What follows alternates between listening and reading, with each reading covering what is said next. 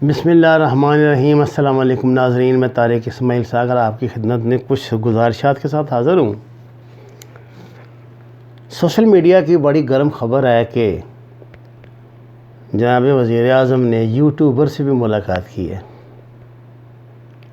اس حوالے سے جو خونی لیبرز اینڈ کمپنی ہے اس نے بڑی تحفظات کا اظہار کیا اور جناب حامد میر نے اس کو باقاعدہ ایک جنگ بنا کر پیش کر دیا کہ ہم تیار ہیں جناب، اور حکومت کی طرف سے یہ ہدایات ملی ہیں، وہ ہدایات ملی ہیں۔ حکومت کی طرف سے جان صاحب جو کیا ان کا نام ہے، اللہ بھلا کرے، وہ وضاحت دینے کے نہیں ایسی بات نہیں ہے، یہ وہ بہت اچھے آدمی ہیں اور عموماً وہ نا سیدھی اور صاف بات ہی کرتے ہیں۔ ایسے کوئی بات نہیں، ہمیں کوئی انسٹرکشن نہیں دی گئی، ہمیں کچھ نہیں دیا گیا، ہم تو سوال جواب تھے وہ جو کیے۔ اور یہ رائٹ ہے کرنا، اس وقت دیکھیے نا یہ سوشل میڈیا ہے، ہم یہ مانیں یا نہ مانیں، یہ بہت بڑی پاور بن چکا ہے، بلکہ میں تو کہتا ہوں یہ الیکٹرانک میڈیا کی جگہ لے چکا ہے۔ آپ کا نیشنل ٹی وی جو ہے نا، ہمیں اس بات کا پتہ ہوتا ہے، وہ جو 3-4 رولوں کے پٹھے وہاں بیٹھے ہوتے ہیں نا، ان میں سے ایک جو ہے وہ تنخواہ دار ایجنٹ ہوتا ہے جو اس کو اینکر بنا کے بٹھایا ہوتا ہے۔ تنخواہ دار کس کا ہے یہ الگ بات ہے، لیکن وہ وہی سوال کرتا ہے جو اسے دیے جاتے ہیں، اپنا ایک اس کا مائنڈ سیٹ ہے، وہ ذہن بنا کے بیٹھا ہوتا ہے، تلخ کلامیں ہوتی ہے، گالی گلوچ ہوتا ہے، گالی گلوچ مہذب زبان میں ہوتا ہے، تو اس سے ذرا ان کی ریٹنگ بڑھتی ہے، پھاڑ لو مارو یہ کر دو وہ کر دو، باتیں ہوتی ہیں، بات ختم۔ 9 بجے بھی یہ بات کرتے ہیں، 8 بجے بھی یہ بات کرتے ہیں، 10 بجے بھی یہ بات کرتے ہیں، 11 بجے بھی یہ بات کرتے ہیں، 7 بجے بھی یہی باتیں کرتے ہیں، کوئی ان کے پاس الگ سے کرنے کے لیے بات ہوتی نہیں ہے۔ اب دیکھیے ڈبیٹ تو یہ ہونی چاہیے آئی ٹی وی پہ کہ جی یہ جو اتنا بڑا یہ ہم پہ حادثہ رات گزرا ہے، کیا ہمارے ملک میں کوئی ایسا سائنسدان نہیں ہے، کوئی ایسا انجینئر نہیں ہے، کوئی ایسا الیکٹرانک انجینئر نہیں ہے جو ہمیں بتا سکتا ہے حتمی رائے دے سکے کہ کیا ہے؟ ابھی تک تو ہم کنفیوز ہیں۔ اور سب سے یہ ہائیبریڈ وار کیا ہے؟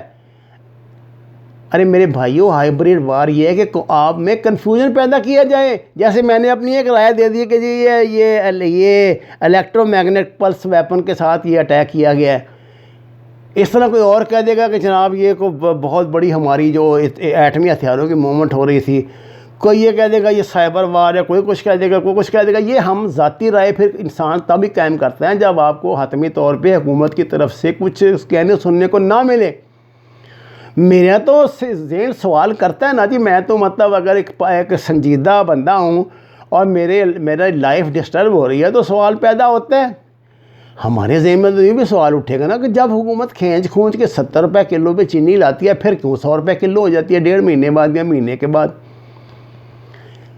تو آپ کو باقاعدہ، جیسے میں ہزارہ کے مسئلے پہ میں نے آپ سے عرض کر رہا تھا، آپ نے ایک وہ بنائی ہے نا ایمرجنسی ہنگامی کمیٹی جو بنائی ہے، اس طرح آپ اس مسئلے پہ بھی بنائیں کہ یہ کنفیوژن جو پیدا کر رہی ہے پی ایم ڈی پیدا کر رہی ہے، یا اپوزیشن یا جو کچھ بھی ہو رہا ہے، یا دشمن کا پروپیگنڈا، آپ کو پتہ ہے یہ ہائیبریڈ وار ہے، دشمن تو اس محاذ پہ بہت مضبوط ہے، اور آپ کا تو آدھے سے زیادہ میڈیا بکا ہوا ہے اس کے پاس کہ جب اخبارات تنخواہیں نہیں دیں گے، ٹی وی چینل تنخواہیں نہیں دیں گے، تو یہ غریب جن کے 5-5 4-4 بچے بھی ہیں، کرائے کے گھروں میں رہتے ہیں، موٹر سائیکلوں میں پٹرول بھی ڈالنا ہے، سردی آگے آ گئی ہے، گیس کی بل ہے، بجلی کے بل، اپنی اماں جی سے ابا جی سے تو لائیں گے نہیں ان کی قبروں سے جا کے، نہیں یہ جاگیرداروں کے بچے ہیں تو غریب آدمی ہیں۔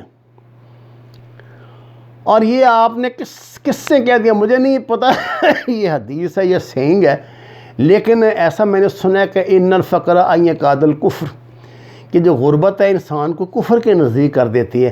آپ کسی بھی غریب آدمی کو بہت ریئر کیس کو کروڑوں میں 1-10 بندے ہوں گے جو بڑی غیرت مند ہوں، بڑے ان میں اللہ تعالیٰ نے ان کا ایمان قائم رکھا ہو، وہ قائم رہ جائیں۔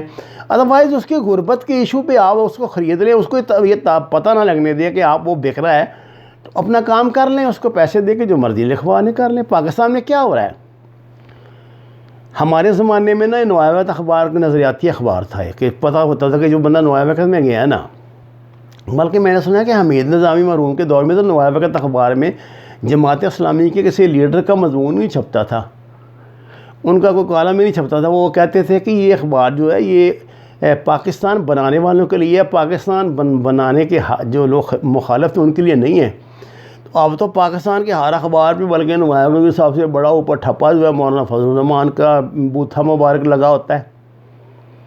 اس لیے یہ کچھ نہیں رہا. مجھے یہ یاد آ رہا ہے میر شکیل الرحمان کی بات، جب یہ اس نے احتساب الرحمان نے اس کا یہاں یہ ٹنٹا ان کا ختم کر دیا تھا نا، اس کا کاغذ کے کوٹے ووٹے کا، تو ان کا کاغذ ختم ہو رہا تھا تو 2 پیج کا اخبار چھاپ رہے. تو اس نے بڑی اچھی ایک بات کی تھی. اس نے کہا تھا میں بزنس مین ہوں، میں کہ مجید نظامی صاحب کی طرح یہاں کوئی نظریات بیچنے نہیں بیٹھا. آپ میرا اخبار یہاں سے بند کریں گے میں دلی سے نکال لوں گا. نہیں کہا تھا. پوچھیں جمیل چشتی سے، پوچھیں جتنے بڑے بڑے پرانے بندے ہیں ان سے پوچھیں جا کے، جو میری ایج فیلو ہیں یا مجھ سے پہلے کے ہیں.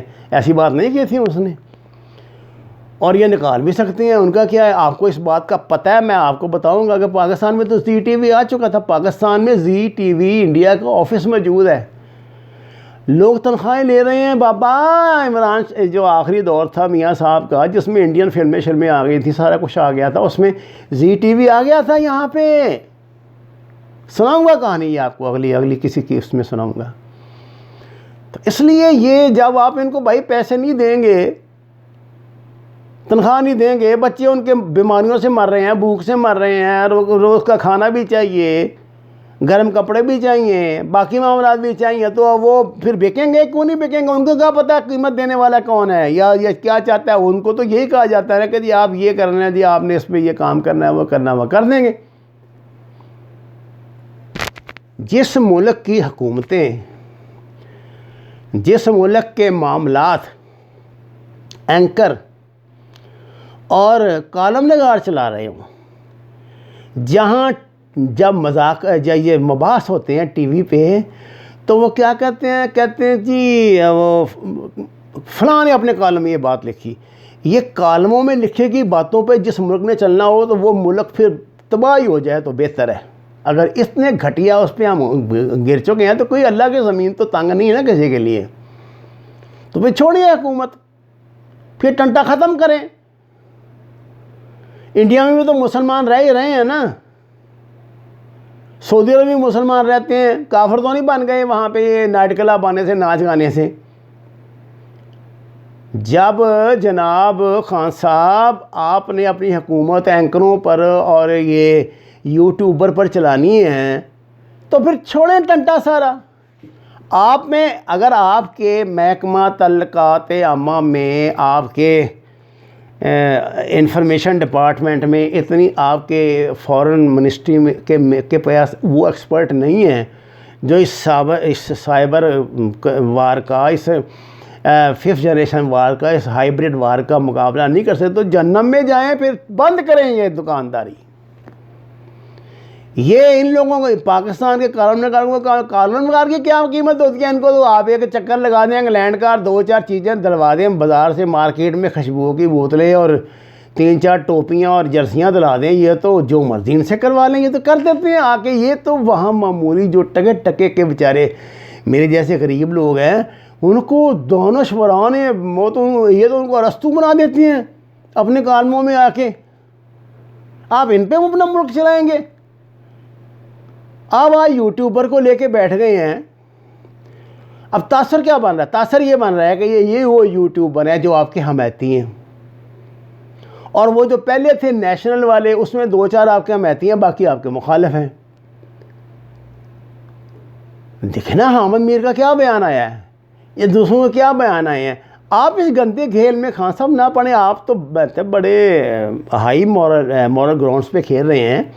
آپ کا تو عزم ہے، اور میں سلوٹ کرتا ہوں آپ کی اس بات کو کہ آپ کسی سطح پہ کمپرومائز نہیں کر رہے، اس سے بلیک میل نہیں ہو رہے. اور آپ نے بہت اچھا کیا، آپ نے ڈٹ کے کہہ دیا کہ آپ بلیک میل نہیں ہوں گے. کوئی 2-4 لاشیں میں بھی کہتا ہوں، کیا بلوچستان میں پنجابی نہیں مرے، سندھی نہیں مرے؟ کتنے نے لاشیں رکھ کے راستے بند کیے ہیں. یہاں پنجاب میں آپ کو پتا سینکڑوں، اس وقت کم از کم پنجاب میں 1.5-2 لاکھ سے زیادہ وہ فیملیز ہیں جو کوئٹہ میں آباد تھے پنجابی، جن کو نکال دیا گیا. سینکڑوں مار دیے، تب سب ٹیچر، سب ڈاکٹر جو پنجابی تھے سب مار دیے. کتنوں نے راستے بند کیے کہ ہم اندھے ہیں، ہمیں نہیں سمجھ آ رہی کہ یہ سب بدماشی ہے ان کی. یہ جو پارٹیاں سیاسی بدماش بنے ہوئے ہیں اور داڑھے رکھ کے اور لمبے لمبے کالے کالے چوگے پہن کے اور پگڑیاں باندھ کے اور گنڈے بدماش حرامزادے، یہ ہم جانتے نہیں ان کو یہ کون ہے. یہ تو لاشیں بیچیں گے، یہ تو بکائیں گے.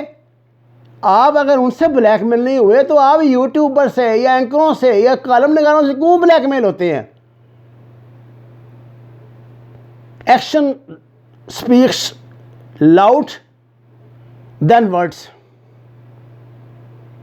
آپ کا کام جو ہے نا خان صاحب اس نے بولنا ہے، باتوں نے نہیں بولنا. باتیں تو آپ 2 سال سے کر ہی رہے ہیں کہ جی آپ یہ کر دیں گے تو وہ کر دیں گے، یہ ہو گیا تو وہ ہو گیا. لوگوں کو ہوتا نظر آئے گا تو سب کو نظر آ جائے گا. چاند چڑھے تو سب دنیا دیکھتی ہے. میرے بادشاہ